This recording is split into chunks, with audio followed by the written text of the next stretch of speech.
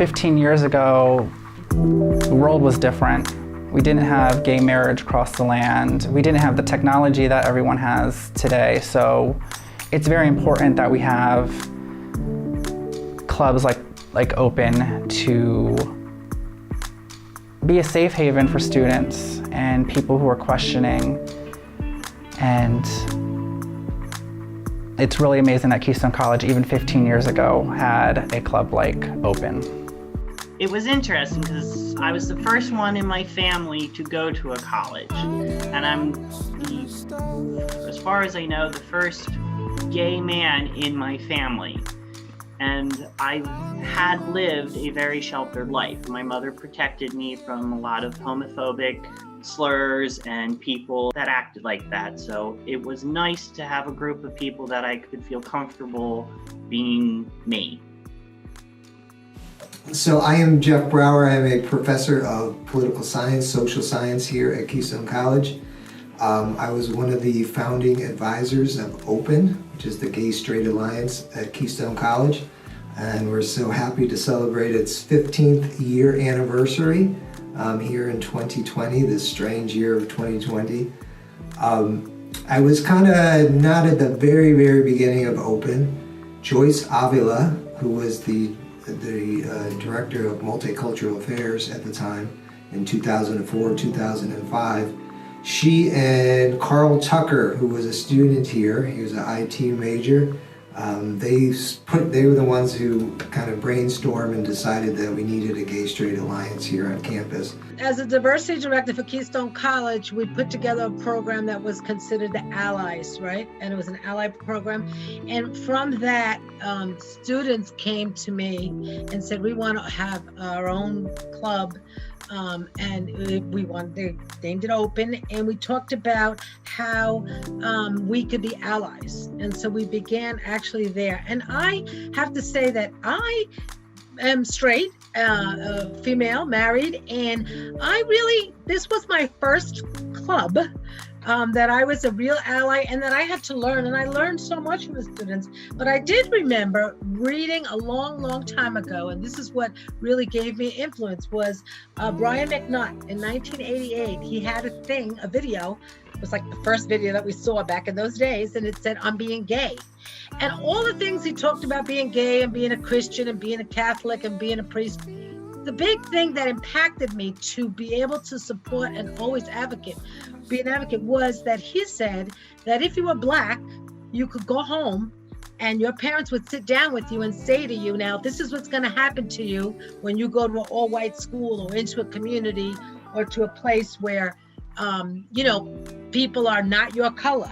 And he said, but who does that for a student who's gay? But I remember sitting in the conference room at Sickler with Joyce and the founding members, some of which were interviewed last week.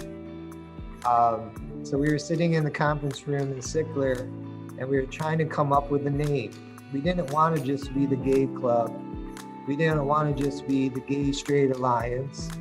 We knew that, and at the time, it was pretty novel to even have a Gay Straight Alliance at a college campus.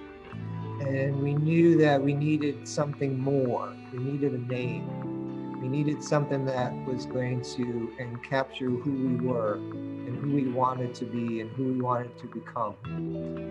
And I remember we were sitting in that conference room for like an hour or more, and everybody was throwing out names. And finally, I believe it was Caitlin Scott, who later became president of O.P.E.N. She came up with O.P.E.N, right? The term O.P.E.N. And it stands for opposing prejudice, ending or eliminating negativity. And that term, that name, is what's bounded us all together through these 15 years and all the changes with students and even different advisors. O.P.E.N has withstood the test of time. The big thing about its name was that we didn't want it to say gay, straight, because then it closed in and it only was for gays. It was only for straights. It left out I don't know who else, and who knew that later on this name was gonna stay all these years. But I think that just right in the very beginning, the opposing part, the word opposing, was everybody was standing up and becoming an advocate without even knowing, just saying, beginning that word opposing, that they were opposing prejudice, that they were doing some elimination, that we were making change, eliminating, right? Because we kept looking for change, new group, new way, eliminating, getting rid of the old stuff and getting rid of that negativity and making it be open, and that people, and I'm sure that there was, people were coming out and it was the word to come out or be out of the closet, and we were just trying to look for a new thing. And I think that the words opposing prejudice, eliminating negativity, it didn't matter what your sexual orientation was. Those words were, if you were a good person, if you were a person that had meaning to your life, that cared about other people, then you were an advocate. It was instant, and it really allowed straight people to feel that they were part of there was not one word in that said you had to be gay, okay? And that opened up for other people to be there. So I think, and we look down the road at 2020 and we still have the same name. A lot of our clubs on the college have changed the names. They've done all kinds of stuff with them, and O.P.E.N has continued to be open. And it's not because of negativity. It's because of the opposite, because opposing negativity. It was great. Opposing prejudice, ending negativity. That's punk rock right there. It's like throwing it out there in the wind. Like, hey guys, this is what we stand for. We don't hate. We're lovers. We love everybody. Welcome to come join the party. But also we're not putting up with I don't know how to say it nicely. We're not going to put up with your crap. We're here. We're here to stand, and we're here to stay. We're not going to back down. Come. We'll educate you. Become our friends. We'll show you what's up. And it's very meaningful to me. It was a while ago, but I found out about the O.P.E.N Club, I believe, during the club fair that they had, where they had all the tables out, and it was the most colorful. So I was like, hey, something's going on there. And I don't recall everyone that was there, but they were all very friendly. So I was like, I'm in. The original group actually is still a lot of people that I'm friends with today. Just being a part of something and bringing a club for LGBTQ to campus was very important. You have to understand, 15 years ago, we didn't have the same resources that we have now. And it was just a different time. We needed it here at Keystone College. We needed a gay-straight alliance here. So when O.P.E.N was being created, it was just the perfect opportunity to be a part of it and to learn more about the LGBTQ plus community. 15 years ago, certainly the country was not as nearly as open with gay rights, and it was controversial at the time. I know when we first started O.P.E.N, we got threats, even death threats from community members, from alumni, from different folks around the area, that we would have the nerve to start a GSA at a college in the area, especially at a college here in the much more rural part of Lackawanna County and Wyoming County. During that time, I feel that there was not really a big protest against it, or anyone was really out there, but there was little things, little nuances. But I want you to know that during that time, that O.P.E.N club was a gay club. That's what it was called, the gay club. Do you belong to the gay club? Okay. I kept fighting for it to be a gay alliance or an ally, but it was a gay, and it was predominantly men, right, that were gay. So there were very few women that were in the club. Slowly but surely, it morphed into being everyone. Again, 15 years ago, we were in a different climate. So coming out was a little bit shakier than it maybe is today. And having kind of the liberal mindset that a lot of people had here and being so accepting was wonderful. I remember meeting on the first day, I actually met I think he was maybe a junior, and he was gay, and I just thought that was the neatest thing ever, to be able to meet someone, his name was Franny, that was so open and proud and out at Keystone College, and just never seeing that before growing up. So being here just was just safe, and it felt great.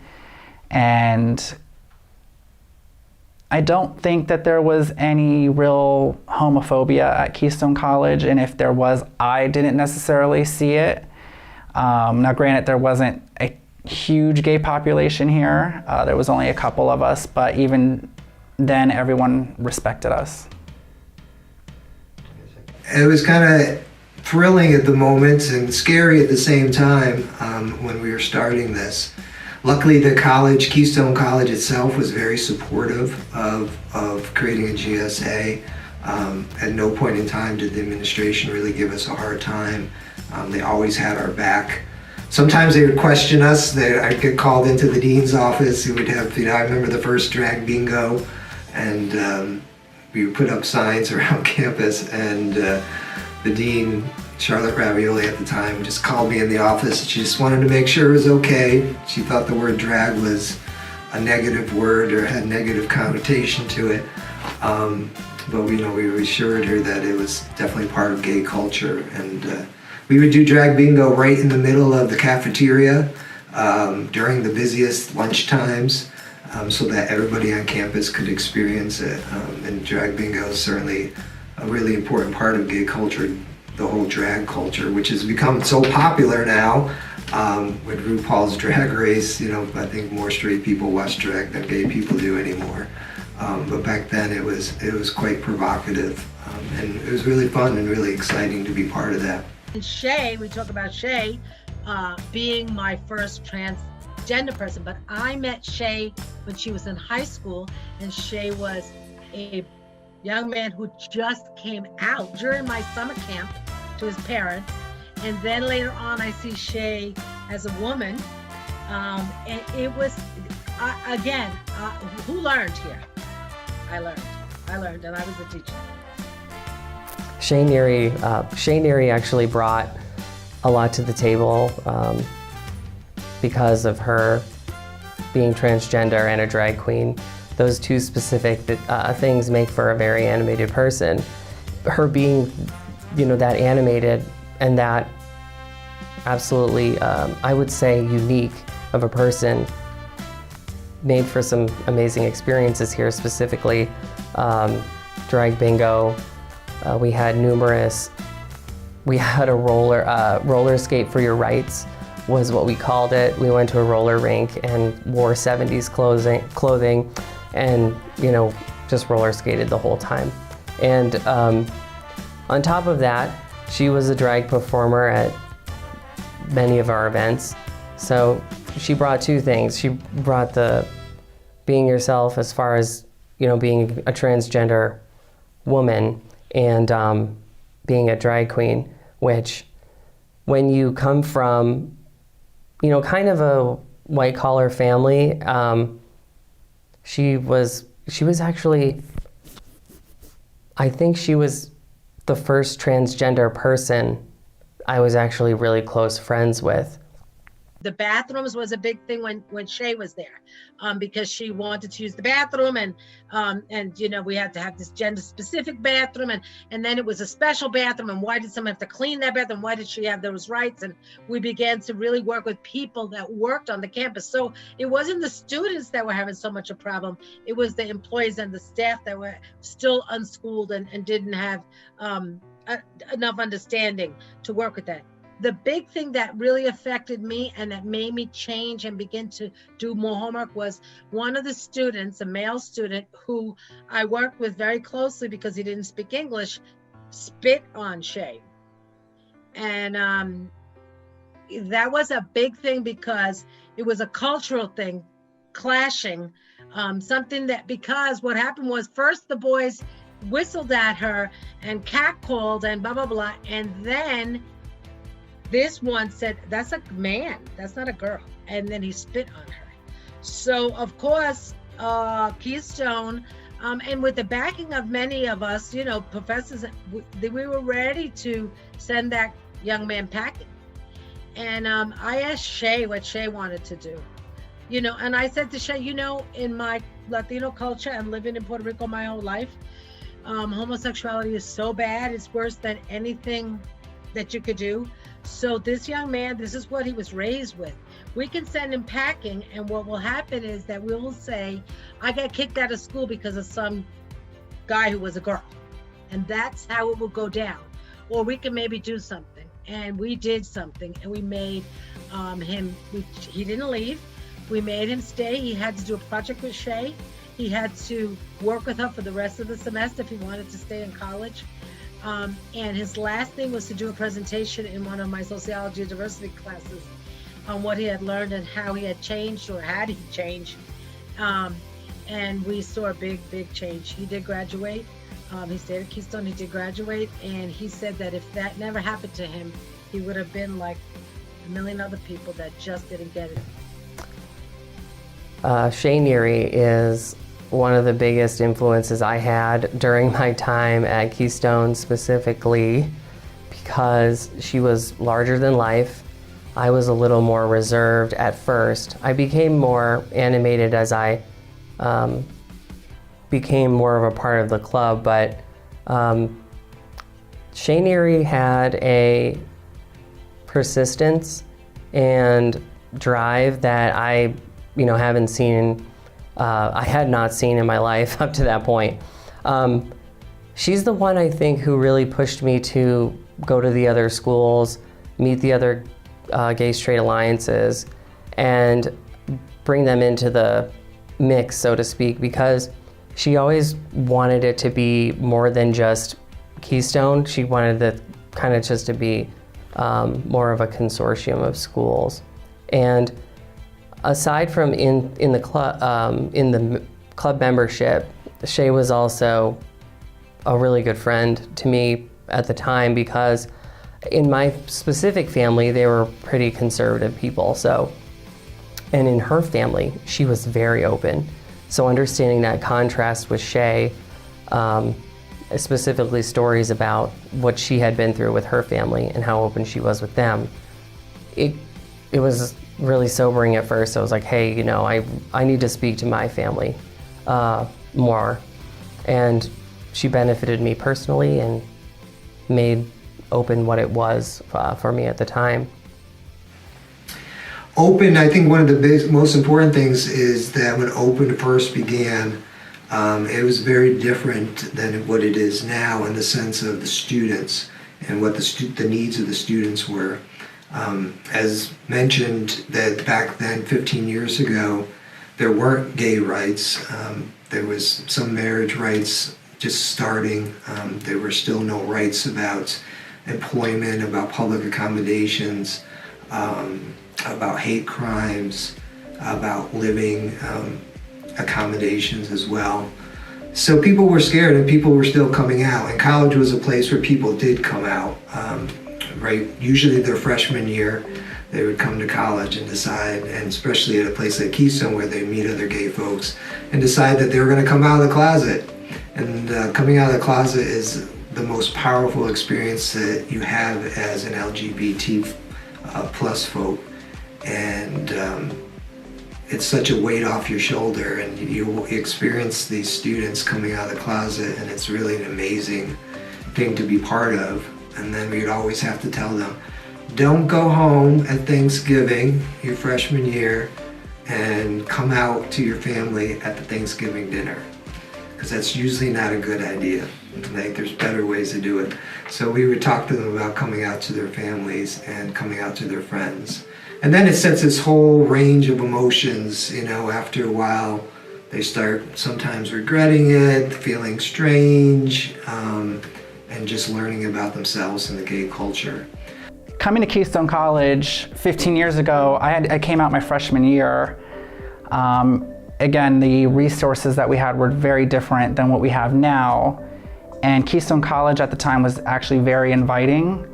My group of friends consisted of predominantly straight people, and there was never really any issue as far as my sexuality when I did come out.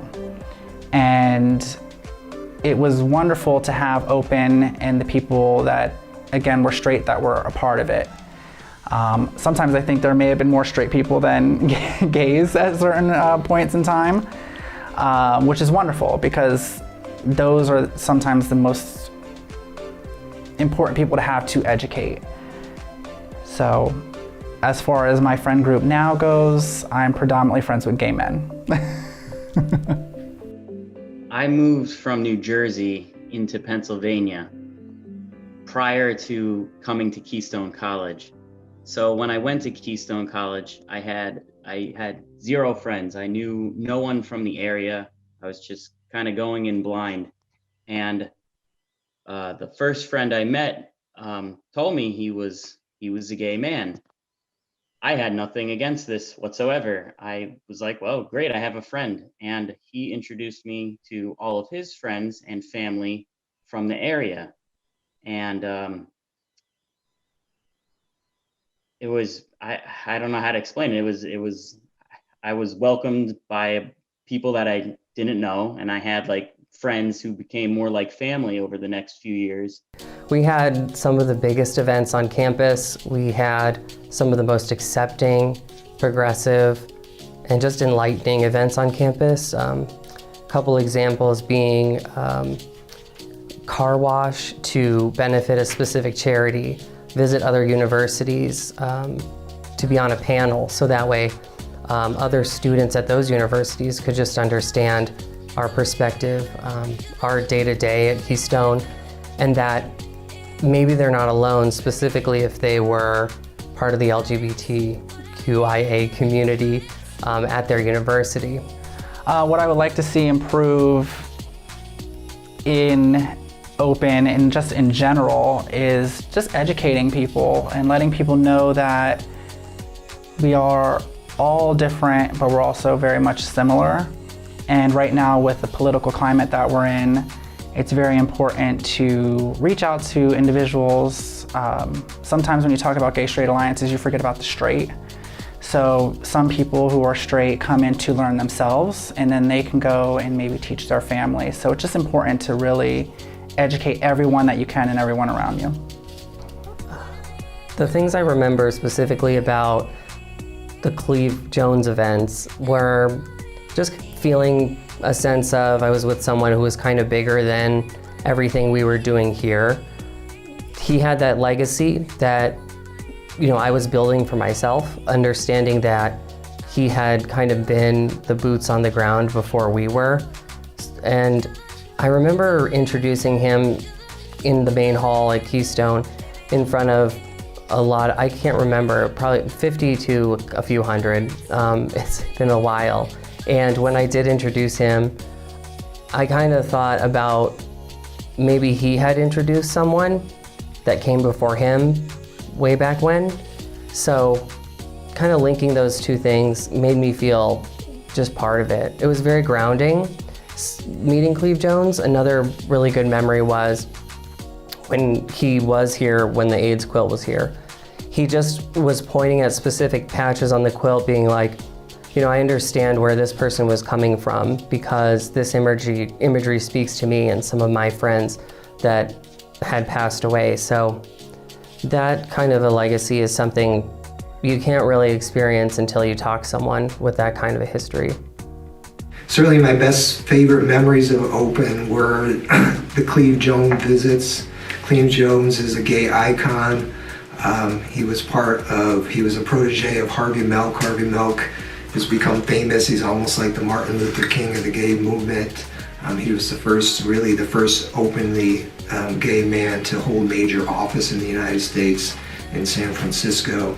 And there's been movies about it, famous movie that Cleve was part of, and he was a character in it, played by Emile Hirsch. And then later Cleve went on and created the AIDS quilt, which is the largest folk art project in the history of the world, creating panels for those who died of the AIDS pandemic. Cleve's still around, he's still a friend.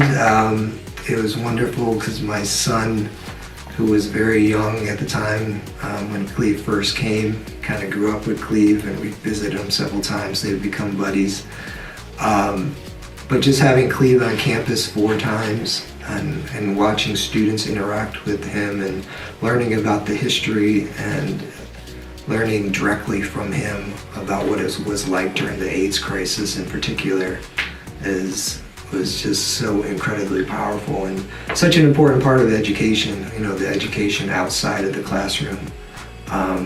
And students got to know him and have dinner with him, and we would have Cleve meet with everybody on campus, from the athletes to the honor students to the art students, and then we'd have a big speech, and we'd have 400 or 500 people come to the speech, and they were always very powerful, emotional times.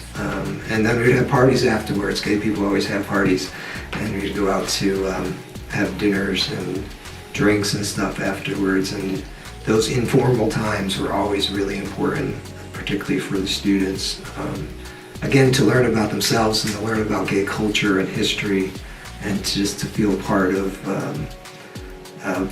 who they are and where they're going to head in life. My first visit to Keystone was 15 years ago, in 2005. I've been to Keystone College 3 times, in 2005, in 2009, 2013. And on each visit, I was met with such great kindness from the students, from staff and the faculty. I forged friendships that have endured through all of these years.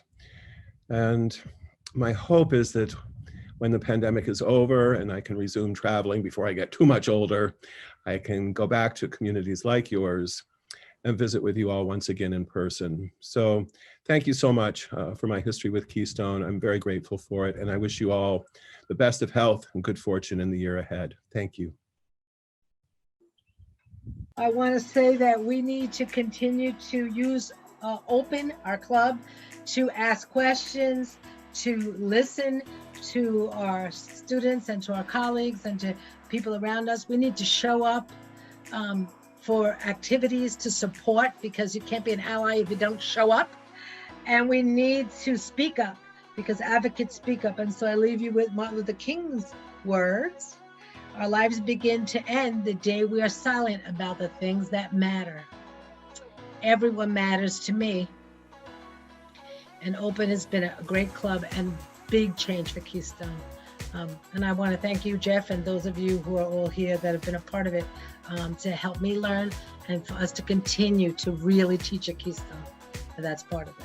Thank you. When you go to any college or university, you have to understand that when you get there, it's not going to be what you thought it was, but it's probably going to be much better than you actually thought it was going to be. So my experience in O.P.E.N was really the capstone of my experience here, because it taught me that I'm a leader.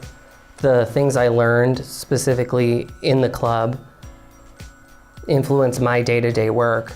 And I'm actually like a technical coach at my specific job, so I'm empowering others every single day, leading trainings, both nationally and internationally. So really O.P.E.N, being the president of O.P.E.N, was the start of understanding that leadership. What I can say, 15 years, it's amazing. I don't think I've ever been part of an organization or a group that's lasted that long. Well, something I can tell the future generation is, if you ever feel uncomfortable with who you are, O.P.E.N is the place to go. They will help you open up, become who you are. They did it for me, and I'm grateful. If it wasn't for O.P.E.N, I probably wouldn't be the proud, gay, outspoken man that I am now. So at the beginning, much of O.P.E.N was about that. It was about helping young people come out and learn about themselves and develop into the person they were meant to be. For me personally, as a professor and as a gay man, and I actually discovered I was a gay man while I was an employee here at Keystone College. So I came out a little bit later in life, in my late 20s. And that was before O.P.E.N existed. But I found when I came out that this campus was very welcoming, and as actually the students who were the most welcoming. And you know, for anybody who comes out, it's such a powerful, emotional time. And I always say the Keystone College students, they saved me for sure. And they were such an important part of me accepting myself and coming out and moving on with my life. So that was very, very powerful. And just being part of O.P.E.N all these years and having the privilege of watching people grow into who they're meant to be is the best, certainly the best work of my career.